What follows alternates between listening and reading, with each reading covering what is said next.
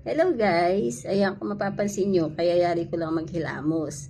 Gusto kong i-share sa inyo yung ginagamit ko ngayon sa mukha ko na nakapagpawala ng mga bakas ng tagyawat ko na yan dito sa aking mukha. Lalo na yung pekas. Hindi ko kasi alam ba't ako nagkaroon ng pekas. Meron kasi akong pekas dito ganun. Halata talaga siya. Tapos dito, talagang maitim na parang may anan ako sa mukha na hindi ko maintindihan. Dito, ganito. Ito kasi tagyawat na malaki. So, wag yun ang papansinin yung ugat ko guys kung bakit nakikita. Ganyan na talaga yung balat ko simula pa pagkabata ko. Medyo manipis yung balat ko. So, yung ginagamit ko sa aking mukha ngayon, nakita ko lang siya sa FYP ko. Naghahanap kasi ko talaga ng gamot. So, muntik na nga akong magpa-derma no. Nagpa-sked na ako sa derma nun dito sa amin. Para ako maalis yung aking peka sa mukha. So, buti nakita ko to. Medyo may kamahalan lang, pero itinry ko na din. Kasi nga, sabi nga, diba, tiis ganda. So, kailangan mo magtiis kahit na medyo mahal. So, ang pinartner ko lang dito na toner is yung ito, RDL na number 3. Tapos, ang ginagamit kong cream, since dahil nga meron akong melasma, so ito yung nabili ko sa TikTok. Dito sa TikTok. So, ang pangalan niyan is yung Melacare.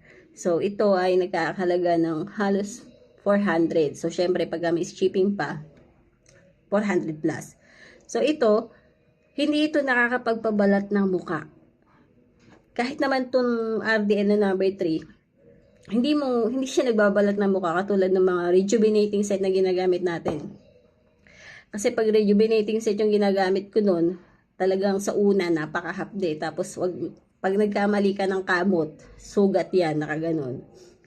So, ito hindi. Wala kang makikita ng pagbabalat sa mukha mo na hindi mo kailangan magtago. Hindi mo kailangan mag-face mask pagka nagsisimula na magbalat yung mukha mo. Ito hindi. So, para sa akin ito, napakaganda ng kanilang tandem. Para sa akin ha. So, ito yung nakapagpawala. Medyo, meron pa rin mga bakas. Yung mga redness na lang. Pero, sobrang effective niya. Pag tinuloy-tuloy ko yung gamit nito, syempre, maganda na rin siya. Dati kasi nung hindi ko to nagagamit, pagka nagpa-foundation ako, foundation, concealer, so, sa halip na matakpan yung pekas ko, lalo pang lumilitaw. Umiitim pa lalo siya dito. So, ngayon hindi.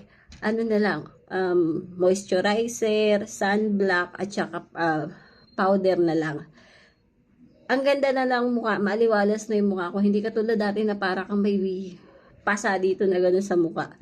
So, para doon sa mga gustong makatry nito, bumili kayo dito sa yellow basket ko. Kaya, try nyo na mga sister. Effective to.